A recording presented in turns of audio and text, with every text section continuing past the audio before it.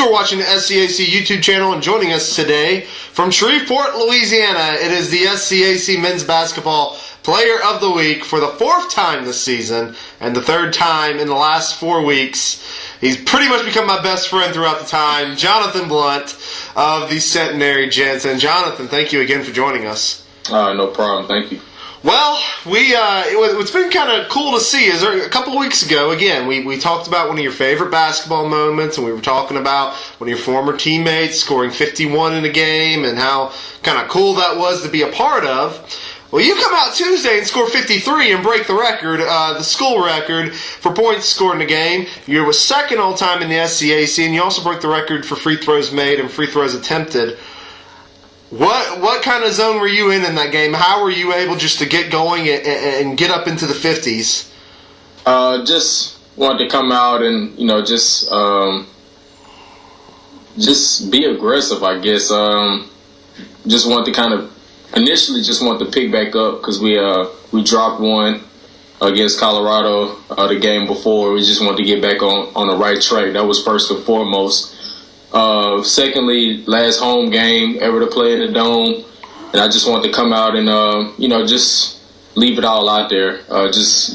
Leave that taste in the fans' mouth about with that being my last home game, just giving them something to remember. And I had no idea that I'll explode for as much as I did. Really, my teammates really just wanted me. My teammates wanted me to break it more so than anybody, and I had 28 at half, and I was shooting the ball pretty well, and all at halftime we was just talking about. We was like, man, let's try to get fire the ball and see if he can go for the scoring record. And Coach drew up a few plays for me to come out in the second half, and if I got those buckets and I was able to continue my high hand, we was gonna just ride it out just to see how everything went. And my teammates did a great job of putting me in positions to score the basketball real easy. I got some real easy transition looks, just kind of been able to leak out and get some layups, something I haven't been able to do all season.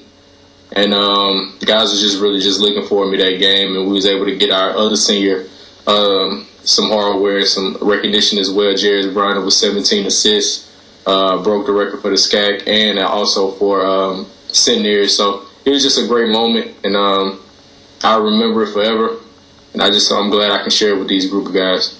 Tell me, just with it being your last home game in the Gold Dome as a senior on senior night, and all the stuff that goes, just how special was it for you to do something like that, to have that kind of moment for yourself as well as the other senior? Just how important was that or how special was that for you for that to happen? It was real special. Coming into the game, I didn't think I'd get as emotional as I did. Mm-hmm. I treated that game like any other game, just took it as another game, but in all actuality, it wasn't. It was my last home game here, and emotions started to flow as game time began to creep up, and I came out and just to be able to warm up on the floor for the last time and things like that. I was able to just just get into my emotions a little bit, and I guess that carried over to the game and really helped me to just explode, because I think I hit my first 4 threes in a row, and it was just some were contested, some were wide open, and it was just one of those nights to remember. So I never forget it. It's just a moment I never forget, and I appreciated the team that they wanted me to break the record just as much as anybody. So I appreciate those guys. Now you had to turn around, and it was back to conference business after that. You had a game coming up with Austin College, the final regular season game. Going into that game, nobody had any idea where anybody was going to be seeding-wise. So for you guys, all you had to know was if you win, you had a chance for just about anything. So just tell me how important this game was coming into the Austin College game, going on the road. We mentioned before how tough of a place it is to play at. So just tell me, just going into that game, your team's mindset and such, that knowing you had to pick up that win. It was extremely important. After we lost to Colorado, our mindset was win 5 in a row, which was the Open Bible game, the Austin College game, and 3 in the tournament. So regardless of what happened with the seeding, that was the furthest thing from our minds. at that time.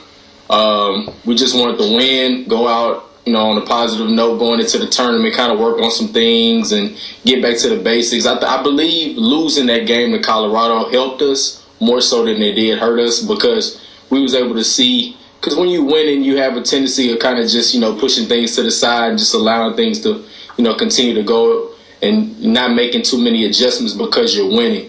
And so when we lost that game to Colorado, we was kind of able to kind of just come back down to earth a little bit and be able to see what we were doing wrong in just games before then. Because we had some games where we didn't play well for 40 minutes, but winning kind of sweeps that under the rug a little bit, so to say. But we came out well. We knew it was going to be a hostile environment just because it was Austin College's senior night, and we knew how we came out for our senior night, and we just knew that they'll kind of get after it. So we had to just kind of just match that intensity, and they came out real strong, and they was able to make a run on us. But we kind of countered that run and kind of just settled things down and kind of just to build a lead going into halftime. And again, they came out in the second half, and they cut it to, I think they tied the game up in the second half, late in the second half, and we was able to pull away towards the end. So hats off to Austin College, and they did a great job in that game, just pushing us to the limit. And after that game, we was kind of able to exhale a little bit and then, try to see what everybody else was able to do in the conference. And we seen that Trinity did win. So we knew that first place was out of the question. So we was just kind of just praying that Dallas would kind of just take care of business for us, which they were able to do that. And we was jumping for joy that next day at the baseball game, seeing that Dallas got that back door on Colorado and was able to propel us to the second seed in the tournament. Tell me a little bit. You mentioned the Austin College game. The Roos made a run, tied the game late in the second half, and we're vying for the upset on their senior night. What were you telling your teammates towards the end of the game to push your team forward? I was real vocal that game. Really just trying to keep us going. We have a tendency that when things get tough a little bit, we kind of hang our heads a little bit. Now, just trying to make sure that didn't happen that game, especially on the road. You don't want to do that on the road, and we're going to need that going forward. That leadership from myself and Jarius and Caden, we're going to need that going forward into this conference tournament, because it's going to be it's going to be crazy, 3 games in 3 days, and we just kind of just try to work on the mental aspect of winning games and not just the physical. So that was pretty much the key, and what I did the most.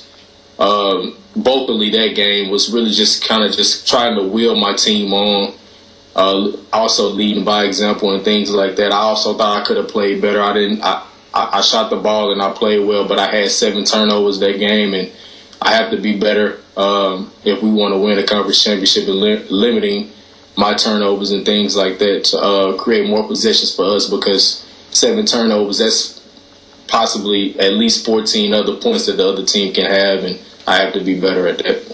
So now we switch our attention to this upcoming weekend. It's the conference tournament, a very exciting time for all the conference teams. You guys open up on Friday against Southwestern, and then you take on the winner of Schreiner Austin, and then the championship game on Sunday. So just tell me a little bit, just what does this team have to do to put going forward to possibly come away with an SCAC championship? First and foremost, we had to get past the tough Southwestern team. We beat them 3 times last year, and they knocked us out of the first round of that tournament last year.